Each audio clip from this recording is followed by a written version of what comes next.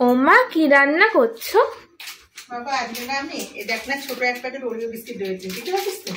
এই ওরিও বিস্কিটটা দিয়ে আমি তোকে প্যানকেক বানিয়ে খাবো, তা আবার টোস্টারে। দেখ কি মজার খাবার হবে, দেখে দেখ। এই যে বিস্কিটগুলো আগে মিক্সির বাটিতে নিয়ে গুঁড়ো করে নেবো। বুঝলি তো, ছোটোতে যে কটা থাকে এই কটা বিস্কিট, এটাকে আগে গুঁড়ো করে নিই। বিস্কিটটাকে গুঁড়ো করে নেওয়া হয়ে গেছে। এর মধ্যে আবার দিয়ে দেবো সামান্য একটুখানি 1 পিঞ্চ বেকিং পাউডার, এইটুকখানি। আর দিয়ে দেবো গুঁড়ো করে রাখা চিনি, এটাও দেবো 1 চামচ। আর দেবো কর্নফ্লাওয়ার। কর্নফ্লাওয়ারের মধ্যে একটা ছোটো চামচ রয়েছে, এই চামচেরই 1 চামচ দেবো। মানে এই বড়ো চামচের 1/2 চামচ হবে, এই চামচের 1/2 চামচ কর্নফ্লাওয়ার। আর 3 চামচ ময়দা দেবো। 1 2 3। এবার শুকনো উপকরণগুলো আগে ভালো করে নাড়িয়ে নেব। এটা দিয়ে হচ্ছে না, এটা দিয়ে নাড়াই, এটা দিয়ে সুবিধা হয়। তারপরে ওই যে দুধ, রুম টেম্পারেচারের দুধ রয়েছে, ওই দুধটা দিয়ে আস্তে আস্তে করে একটা ব্যাটার তৈরি করব। আর এই নিচে যে দুধ রয়েছে, দুধটাও চামচে করে তুলবো, নাহলে বেশি পড়ে যাবে। অল্প অল্প করে দেবো।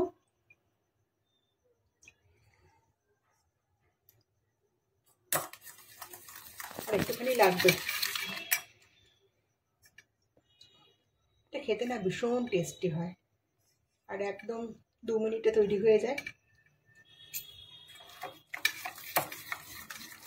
ব্যাটারটা রেডি হয়ে গেছে। ব্যাটারটা ঠিক এরকম হবে, খুব ভারীও না, খুব পাতলাও না। এই যে দিলে এইভাবে পড়ে যাচ্ছে।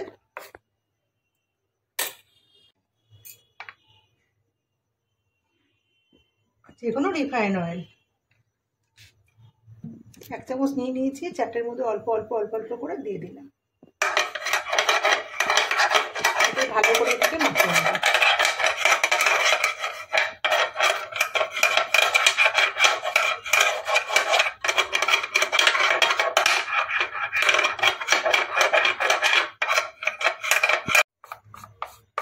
এবার এই ব্যাটারটা এর মধ্যে দিয়ে দেব।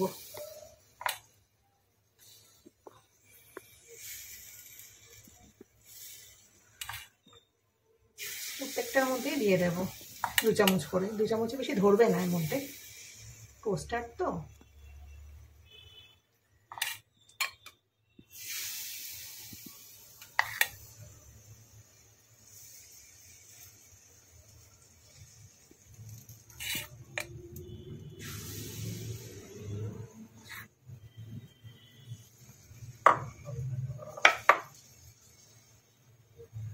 এটাকে ঢেকে দেবো, 30 সেকেন্ডের জন্য ঢাকা থাকবে। তারপর আবার খুলে আবার ওঠাবো।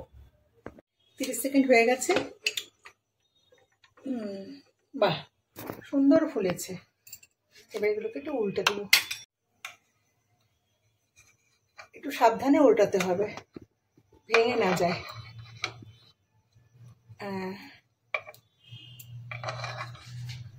ঘুরিয়ে দিলাম।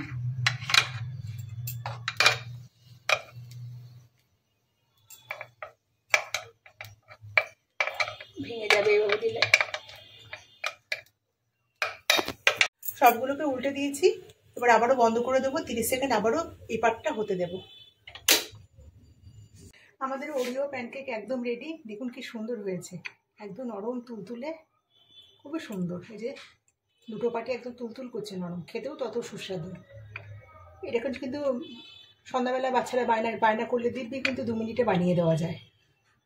আপনাদের রেসিপিটা কেমন লাগলো অবশ্যই কিন্তু কমেন্টে জানাবেন। আর রেসিপিটা ভালো লেগে থাকলে অবশ্যই একটা লাইক দেবেন, আর চ্যানেলটা কিন্তু অবশ্যই সাবস্ক্রাইব করবেন।